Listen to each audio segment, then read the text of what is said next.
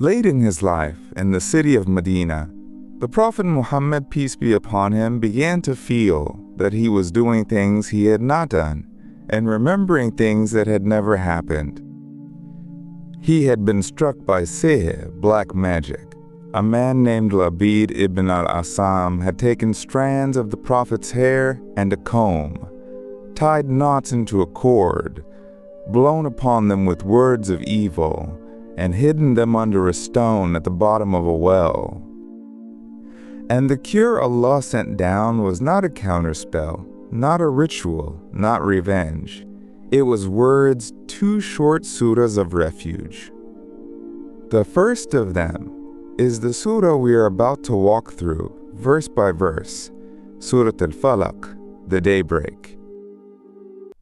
Al-Falaq and the surah that follows it, An-Nas, are known together as Al-Mu'awwithatain, the 2 surahs of seeking refuge. They were revealed as a pair, and they are almost never spoken of apart. Uqba ibn Amir reported that the Prophet, peace be upon him, said, "Do you not see the verses revealed tonight, the like of which has never been seen?" And he recited, "Qul a'udhu bi rabbil falaq," and "Qul a'udhu bi rabbin nas." This is in Sahih Muslim. And these were not verses he recited once and set aside. Aisha, may Allah be pleased with her, described in Sahih al-Bukhari how every night before sleep he would cup his hands together, recite these surahs into them, and wipe them over as much of his body as he could reach. So this is no minor chapter. These 5 verses were the Prophet's nightly armor, and part of his own healing. Listen to how Allah built them. Before a single fear is named, the Surah of Refuge opens the way every chapter of the Qur'an opens, in the name of Allah. And here it is perfectly placed. The prayer against every darkness begins in the name of the one who owns the light. Bismillahir Rahmanir Rahim.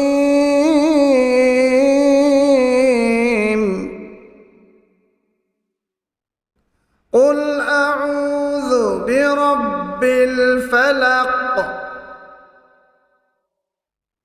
Say, I seek refuge in the sustainer of the daybreak.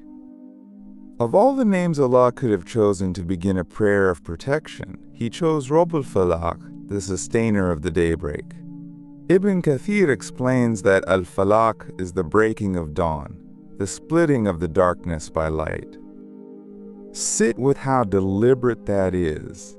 You are about to seek shelter from things that move in the dark, and the very first thing Allah tells you about Himself is that He is the one who tears the darkness open every single morning. He could have said the owner of the heavens, or the mighty, or the overpowering. Instead, He points to something you have watched 1,000 times. The moment night loses and light wins upon His command. The God you are running to is not distant from your fear. He is the one who, by a single word, ends the longest night the instant He wills. Refuge begins by remembering who controls the light. Min sharri ma khalaq. From the evil of what He created. Before naming any single danger, Allah opens the widest shelter imaginable, refuge from the evil of everything He has made. Ibn Kathir explains this covers every created thing that can carry harm, the seen and the unseen, the known and the unknown. But look closely at the wording, because a comfort is hidden inside it. The evil you seek protection from is the evil of what He created. Every harmful thing is itself a creation, brought into being by Allah, owned by Allah, unable to move 1 inch outside His will. You are not hiding from forces that rival God. There is no second power in the universe. You are asking the Maker of all things for shelter from some of the things He made, and the one holding the shield is the very one who made every threat. So your protection begins as wide as creation itself, and as certain as the one who created it. وَمِن شَرِّ غَاسِقٍ إِذَا وَقَبَ. And from the evil of darkness when it settles. Now, from the widest shelter, Allah turns to something specific. غَاسِق إِذَا وَقَبَ, the night when it grows dark and presses in. Ibn Kathir explains that harm gathers under the cover of darkness. Think of what the night brings. Predators come out to hunt, harmful creatures move unseen, and those who intend evil prefer the hours when no one is watching. And there's a second, quieter darkness, the one inside. At night, fears grow larger. Loneliness cuts deeper, regrets return, and the heart feels more exposed than it ever does in daylight. So Allah teaches you to seek refuge, precisely when you are most vulnerable. He takes the hours you might dread and turns them into hours of reliance on Him, so that when the dark settles, it finds you already in the shelter of its Maker. وَمِن شَرِّ النَّفَّاثَاتِ فِي الْعُقَدِ. And from the evil of the blowers and knots. Here the Qur'an names something many people are afraid even to mention. And naffathat fi uqad, those who blow upon knots. Ibn Kathir explains this is sihr, witchcraft, the tying of knots and the blowing over them with words of evil, intending harm. And this verse is not an abstraction. Remember the well from the beginning. It is recorded in Sahih Al-Bukhari and Muslim, in the narration of Ayah, that magic was worked against the Prophet himself, peace be upon him, by Labid ibn al-Asam. The Prophet ﷺ began to feel its effect, until one night he prayed long, and then told Ayah that Allah had shown him the cure.